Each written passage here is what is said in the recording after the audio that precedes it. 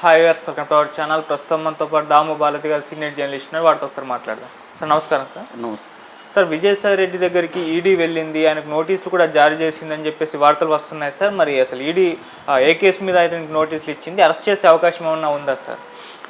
Vijayasai Reddy arrest అయ్యే అవకాశాలు ఉన్నాయి. అది కూడా ఈడీ ఆల్రెడీ ఆయన అల్లుడు గతంలో శరత్ చంద్రారెడ్డి ఢిల్లీ లిక్కర్ స్కామ్లో అరెస్ట్ అయ్యి, అల్లుడు అంటే అల్లుడు తమ్ముడు శరత్ చంద్రారెడ్డి, వీళ్ళ అల్లుడి పేరు రోహిత్ రెడ్డి.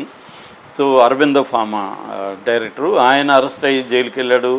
దాని తర్వాత ఆయన అప్రూవర్గా మారాడు. ఇవన్నీ జరిగాయి. సో ఇప్పుడు విజయసాయి రెడ్డి అరెస్ట్ అయ్యే అవకాశం ఉంది. అలాగే మన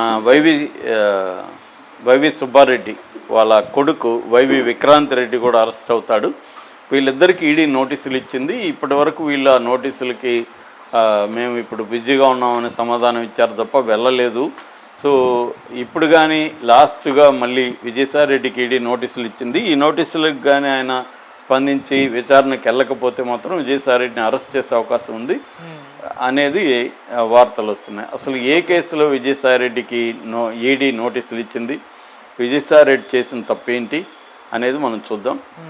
మామూలుగా మనకి తెలుసు, కొంతకాలం క్రితం పవన్ కళ్యాణ్ సడన్గా కాకినాడ పోర్టుకి వెళ్ళిపోయి అక్కడ సీజ్ ద షిప్ అని ఒక డైలాగ్ చెప్పి దాన్నంతా వీడియో తీసి అది పెద్ద హంగామా అయింది, ఇదైంది. దాని తర్వాత ఏమైంది, దాని మీద మొత్తంగా బయటికి తవ్వితే అసలు ఆ కాకినాడ సీపోర్టును ఒక యజమానిని బెదిరించి ఇటు వీళ్ళు అంటే శరత్ చంద్రారెడ్డి అరబిందో ఫార్మా వాళ్ళది ఆరో ఇన్ఫ్రాస్ట్రక్చర్ ప్రైవేట్ లిమిటెడ్ అనే ఒక సంస్థ ఉంది. ఈ సంస్థ వాళ్ళు రాసుకున్నారని వార్త వచ్చింది. యాక్చువల్గా ఏంటంటే కర్ణాటి వెంకటేశ్వరరావు, కేవీ రావు అంటారు ఆయన్ని. ఈ కేవీ రావుకి కంపెనీస్ ఉన్నాయన్నమాట. వీళ్ళది కాకినాడ ఇన్ఫ్రా హోల్డింగ్ లిమిటెడ్ అనే ఒక కంపెనీ ఉంది, KHIL అంటారు. అట్లాగే Kakinada seaport limited company KSPL అని కంపెనీ ఉంది. ఈ కంపెనీలకి ఈయన చైర్మన్ అనమాట, కేవీ రావు. ఈయన కాకినాడ పోర్టులో ఈయనకి 41% అంటే 41.17% వాటా ఉంది. మామూలుగా మొత్తం కాకినాడ పోర్టు వాల్యూ 4068 కోట్లు అని చెప్తున్నారు. అందులో ఈయన 40.1% ఈయన వాటాల విలువ 1672 కోట్లు. అయితే జగన్ ప్రభుత్వం ఉన్నప్పుడు ఏం చేశారంటే వైవి విక్రాంత్ రెడ్డి వచ్చి వైవి సుబ్బారెడ్డి కొడుకు, తర్వాత ఈ మన విజయసాయి రెడ్డి వాళ్ళ అల్లుడు రోహిత్ రెడ్డి బ్రదర్ పెనక శరత్ చంద్రారెడ్డి, వీళ్ళందరూ జూబ్లీ హిల్స్లో కేవీ రావు ఇంటికి వెళ్ళి బెదిరించారని. అంటే బెదిరించకముందు ఏం చేశారంటే ఒక ఆడిటింగ్ సంస్థ ద్వారా AP state government Kakinada port మీద ఆడిటింగ్ చేయించింది. ఆడిటింగ్లో ఈ కేవీ రావు సంస్థ, Kakinada seaport limited, Kakinada infra holding limited, ఈ రెండు సంస్థల ద్వారా ఆంధ్రప్రదేశ్ ప్రభుత్వానికి దాదాపు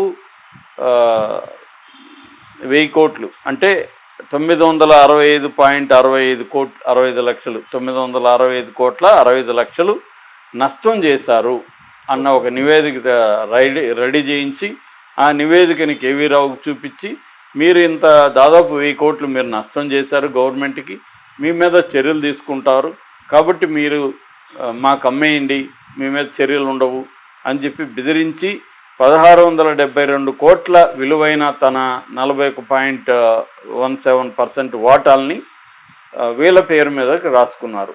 ఆరో ఇన్ఫ్రాస్ట్రక్చర్ మీద 494 కోట్లకి, అంటే 1672 కోట్ల వర్త్ని 494 కోట్లకి రాయించుకున్నారు బెదిరించి అనేది ఇప్పుడు ఆయన కంప్లైంట్ ఇచ్చాడు కేవీ రావు. దీని మీద చంద్రబాబు కూడా మాట్లాడాడు.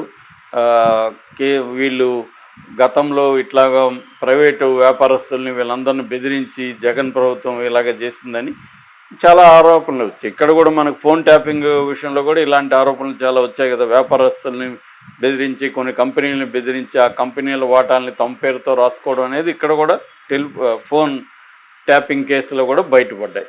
పోలీసులు ఇటు కొంతమంది రాజకీయ నాయకులు కుమ్మక్కై చేశారని. అదేవిధంగా అక్కడ కూడా పోర్టులో ఇది చేశారనేది ఇందులో విజయసాయిరెడ్డి పేరును కూడా వాళ్ళు పెట్టారు. ఆయన కంప్లైంట్లో విజయసాయిరెడ్డి కూడా దీంట్లో ఇన్వాల్వ్ అయ్యాడు.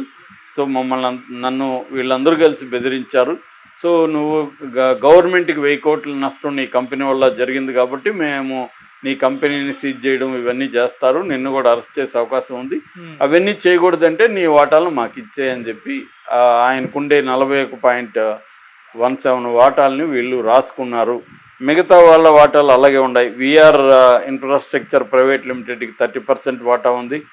తర్వాత కన్సోర్టియం పోర్ట్స్ ప్రైవేట్ లిమిటెడ్కి 17% వాటా ఉంది.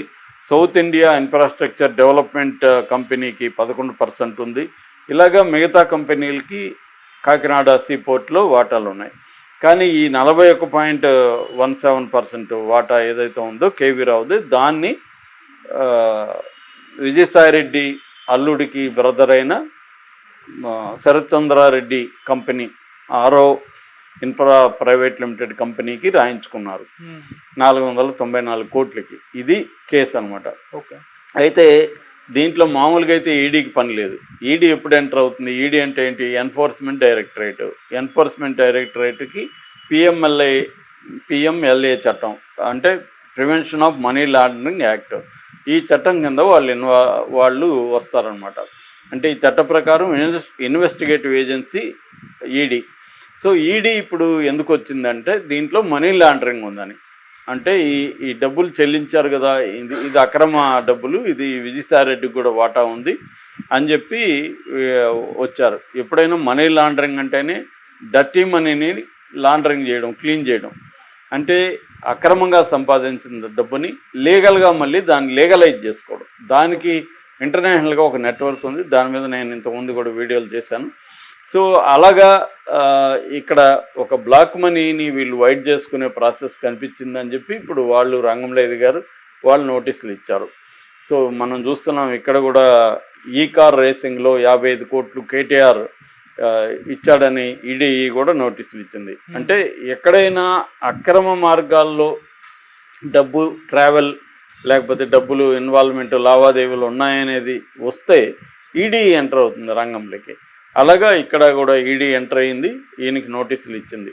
ఇప్పుడు ఈ కేసులో అరెస్ట్ చేస్తారా లేదా అనేది మనకి ఖచ్చితంగా చెప్పే పరిస్థితి లేదు. కానీ ఒకవేళ అంటే అందుకనే ఈ మధ్య విజయసాయిరెడ్డి కూడా తరచూ బీజేపీ వాళ్ళతో తిరగడం, ఆయన ఎవరు అమిత్ షాతో అపాయింట్మెంట్లు తీసుకుని వెళ్ళి కలవడం, ఇవన్నీ కూడా చూస్తున్నాం. అంటే ఇలాంటి అక్రమాలు ఉన్నాయి కాబట్టి వాటి నుంచి కాపాడుకోవడానికి విజయసాయిరెడ్డి ఎలాంటివి చేస్తున్నాడని విమర్శలు అయితే ఉన్నాయి. సో ఇక్కడ కూడా కేసులు పెట్టారు. కాకినాడలో సిఐడి కూడా ఎంటర్ అయింది, ఈడీ కూడా ఎంటర్ అయింది. అంటే సిఐడి అరెస్ట్ చేస్తారా ఇన్ని, లేకపోతే ఈడీ అరెస్ట్ చేస్తారనేది చూడాలి. ఎందుకంటే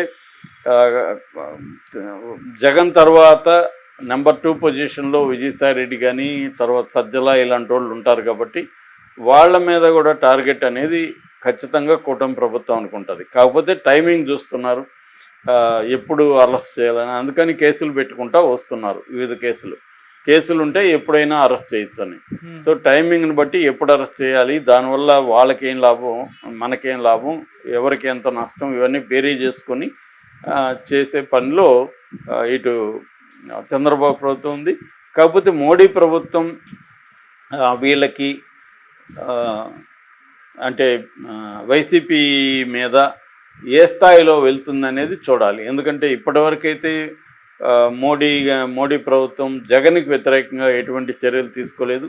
జగన్ మీద ఉన్న 11 ఏళ్ళుగా జగన్ బెయిల్ మీద ఉన్నాడు అక్రమాస్తులు, దాని మీద కూడా ముందుకి గట్టిగా వెళ్ళలేదు. ఆయన బెయిల్ రద్దు చేయాలని గట్టిగా కోర్టులో ఆర్గ్యూ చేయట్లేదు. కాబట్టి ఇప్పటి వరకైతే జగన్ని ఇమ్మీడియట్గా జైలుకి పంపించాలి, లేకపోతే వైసీపీ పార్టీని రూయిన్ చేసేయాలన్న అజెండా బీజేపీకి ఉన్నట్టుగా మనకేమీ కనిపించట్లేదు. ఎందుకంటే బీజేపీకి ఏమన్నా ఉంటుందంటే జగన్ని కొద్దిగా బతికించితే చంద్రబాబుని మనం ఎదగనీయకుండా కంట్రోల్లో ఉంచవచ్చు, రేపొద్దున వాళ్ళకి లాంగ్ టర్మ్ ప్లాన్ ఏంటి, బీజేపీని స్ట్రెంగ్తన్ చేయాలి. దానికి పవన్ కళ్యాణ్ రెడీగా ఉన్నాడు వాళ్ళకి. So Pawan Kalyan plus BJP ఉన్నప్పుడు